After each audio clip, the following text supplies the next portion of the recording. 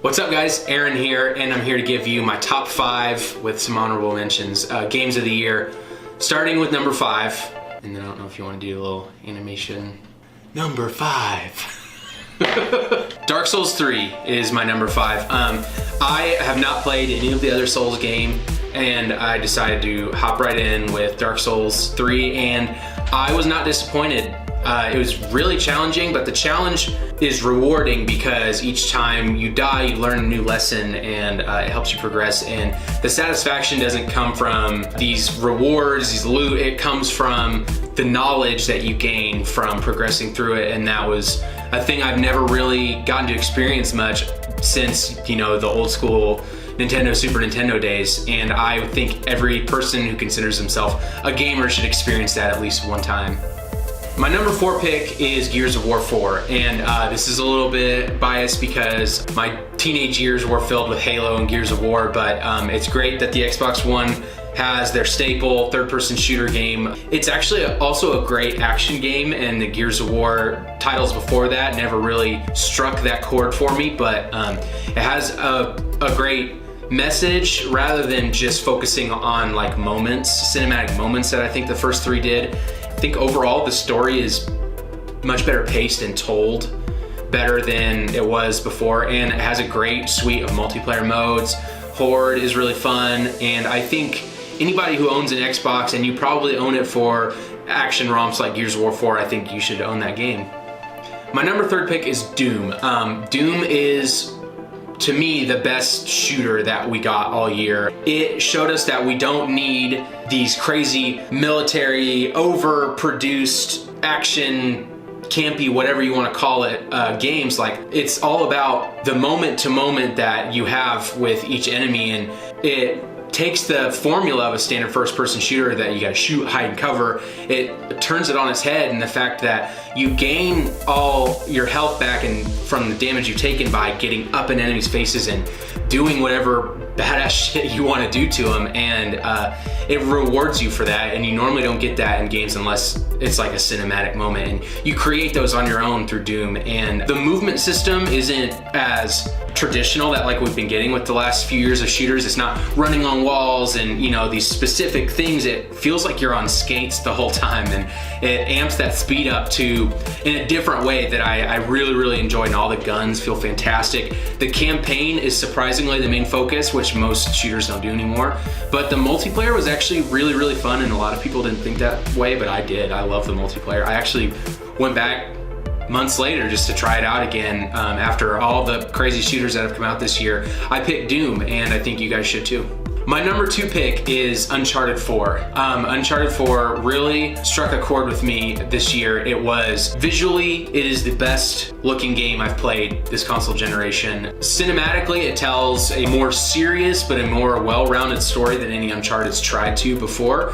All in all, it is a showcase of what developer Naughty Dog is capable of, and why people buy a PlayStation 4 for games like Uncharted. It is absolutely the number 1 reason why I think anybody should own a PlayStation. My favorite part about it was actually the lack of shooting that it has compared to the others. It focuses on these great set pieces that are just so memorable. You can just go back years from now and you can say, remember that Jeep chase sequence in Uncharted 4? Like, yeah, that blew me away at the time. And that is what, you know, action games are all about. And I think all in all, it might be one of the best action games I've ever played, if that's even on the market right now. And every PlayStation owner needs a copy of that game. So I had a top 5 list, and if it were up to me, there would be like a top 20 or whatever, but I had some honorable mentions that I wanted to list right before I give my game of the year. Overwatch didn't quite make the cut because I love this game and I love everything it did, but it was severely lacking in content at the time. To me, it didn't strike with me well enough to be playable for years to come.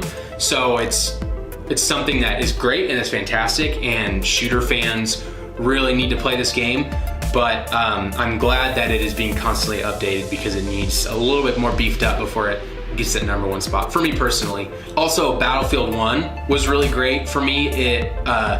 The The campaign for me wasn't what everybody else was saying it was. I really enjoyed it and I thought it told really great stories, but the cinematic element of this game came from multiplayer. You created your own cinematic moments with, you know, the giant blimp crashing down and these gigantic battles that you get to be a part of and, you know, approach them how you please. Deus Ex Mankind Divided is also an honorable mention for me. I love this game. I wish it was longer and I wish choice was a little bit more prominent in it, but it is a really different shooter that I think anybody who's a fan of action games should really try out, because it does a lot of things that games don't try and do, and it doesn't push anything on you. It lets you have that freedom of choice like games say they do, and they really don't. Deus Ex does have that. Quantum Break was one of my favorites this year, but all in all, throughout the game, it was semi-weak, but I really wanted to acknowledge it to appreciate the fact that it tried something really different with mixing in-game cutscenes with real action shot TV show sort of thing. And I think that was really different, and nobody's trying that. Nobody has tried that. I really appreciated that. And my final honorable mention was Final Fantasy 15. I love this game and I'm currently obsessed with it and I can't stop playing it, but I haven't played it enough to really think it deserves my choice for a top 5 game of the year like the others. So maybe next year it'll make the cut still, because I'll be playing this game for quite some time, but it is really special.